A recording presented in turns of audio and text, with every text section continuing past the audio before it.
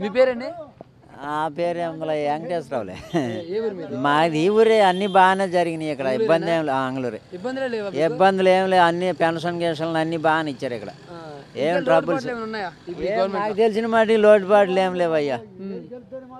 అన్ని బాగానే నీటి వనరు బాగానే ఉంది మాకు ఇక్కడ. పోటీ ఎలా ఉంది? పోటీలు మాకు ఒక పక్క గెలుపొందా? ఎవరాలు మాకు తెలియదు అయ్యా. బాగానే చేశారు. ఏప్రిల్ 11 మరి ఎలక్షన్స్.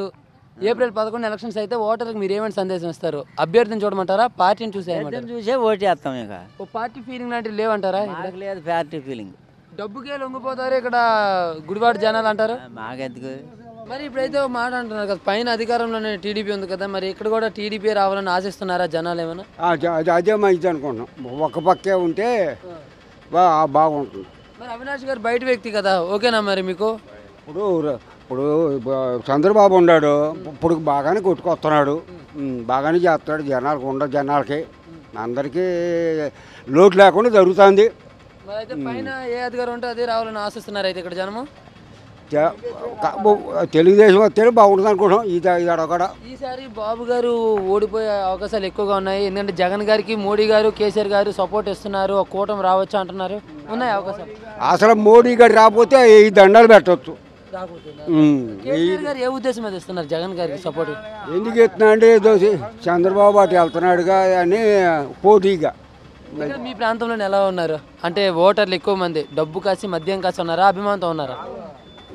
కొంత అభిమానంతో ఉండారు, కొంత డబ్బుతో ఉండారు. రకరకాలుగా ముడేసి ఉన్నాయి. మిక్సింగ్ ఉంది. అంతా ఉంది.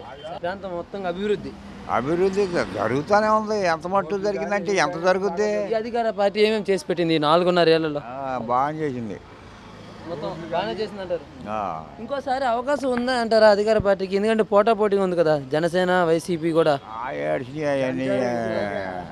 చెప్పండి, మీరు చెప్పండి. అవన్నీ ఏం చెప్తా, ఏమంటాం వాళ్ళంటే వాళ్ళు ఒక రకం, వాళ్ళు ఒక కులం, వీళ్ళు ఒక కులం, రకరకాల కులాలు.